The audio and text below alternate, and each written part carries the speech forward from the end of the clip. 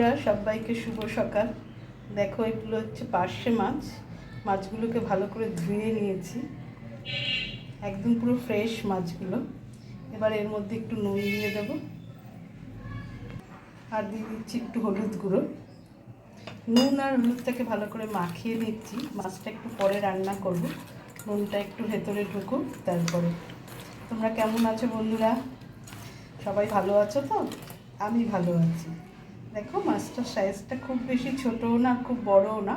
বড়গুলো পাকা পার্শে বলে, এগুলো ভালো লাগে না, এগুলো খেতে ভালো লাগে। তাই একটা নুন হলুদ মাখিয়ে রাখলাম। রান্নাটা যখন করবো, আজকে কী দিয়ে রান্না করি এটা তোমাদের দেখাবো। হ্যালো বন্ধুরা, শুভ সকাল। কেমন আছো সবাই? তোমাদের দাদা বাজার থেকে চলে এসছে, বাজার নিয়ে পটল এনেছে। দেখো, পটলগুলো খুব বড় বড়, একদম পুরো ফ্রেশ। ঠিক আছে, কি সুন্দর পটলগুলো। আর তার সঙ্গে এনেছে করলা এনেছে, যা যা আমি আনতে বলেছিলাম। কাঁচকলা এনেছে, কাঁচা কলার একটা তোমাদের রেসিপি জানাবো, দেখাবো এর পরের দিন। আর আদা এনেছে, শসা এনেছে, আর এনেছে দেখো আলু, আর পেঁয়াজও এনেছে। আর সকালে খাবার জন্য এনেছে পাকা কলা, টমেটো তরকারি। সকালের জল খাবারটা আজকে পাউরুটি হবে, আজকে আর রুটি হবে না। তাই ভাবলাম যে পাউরুটি যখন হবে, রুটির ঝামেলা নেই, তরকারি করা নেই, সেই জন্য ভাবলাম যে তাহলে দুপুরের যেটা তরকারি একটা রান্না করব সেটা কেটে নিই। এই করলা আর আলু দিয়ে একটা ভাজা বানাবো, ওটা খেতে খুব ভালো লাগে। সরু সরু করে এরকম করলাগুলোকে কেটে নিয়েছি। দেখো বন্ধুরা, সবকটা করলা কাটা হয়ে গেছে, এরকম সরু সরু করে কেটে নিলাম। আলুগুলোকেও এরকম সরু সরু লম্বা লম্বা করে কেটে নিয়েছি। উচ্ছে আর আলু একসঙ্গে ভাজা করবো। এটা গরম ভাতের সঙ্গে খেতে ভীষণ ভালো লাগে। তোমরাও তো নিশ্চয়ই খাও, এটা ভালো লাগে না? বন্ধুরা, কড়াইতে তেল দিয়ে দিয়েছি, তেলটা গরম হয়ে গেছে। সত্যি কথা বলতে কি, চ্যানেলটা যখন শুরু করলাম না, তখন ভাবিনি যে এইভাবে গল্প করতে করতে আপনাদের সামনে ছোটো ছোটো ভিডিও দিতে পারবো, শর্টস দিতে পারবো, এবং মাঝে মাঝে লাইভেও আসি।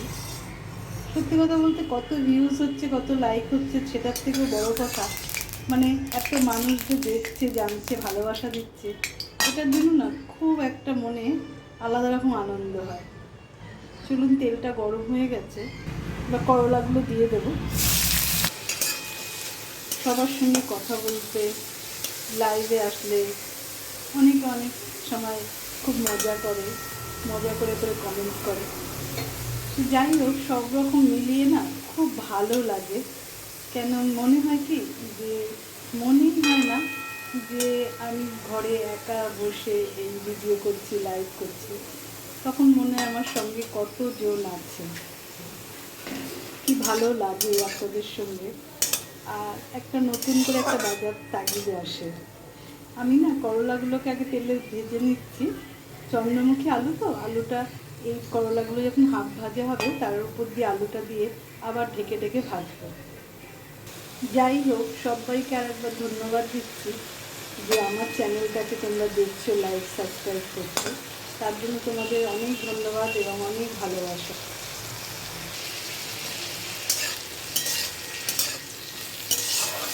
এই তেতো জাতীয় জিনিস না রোজ তো করা যায় না, দিন খাম দেখতে হবে।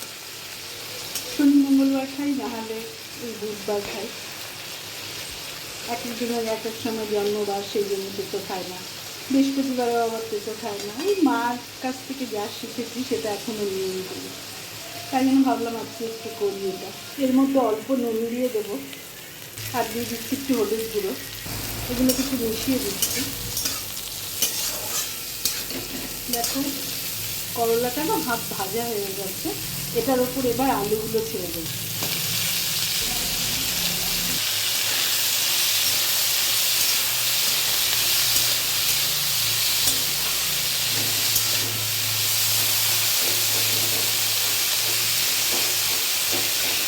আলুটা দিলে বেশি তেতো হয় না, বাচ্চারা একটু খেতে পারে। এবার একটু ঢেকে দেবো।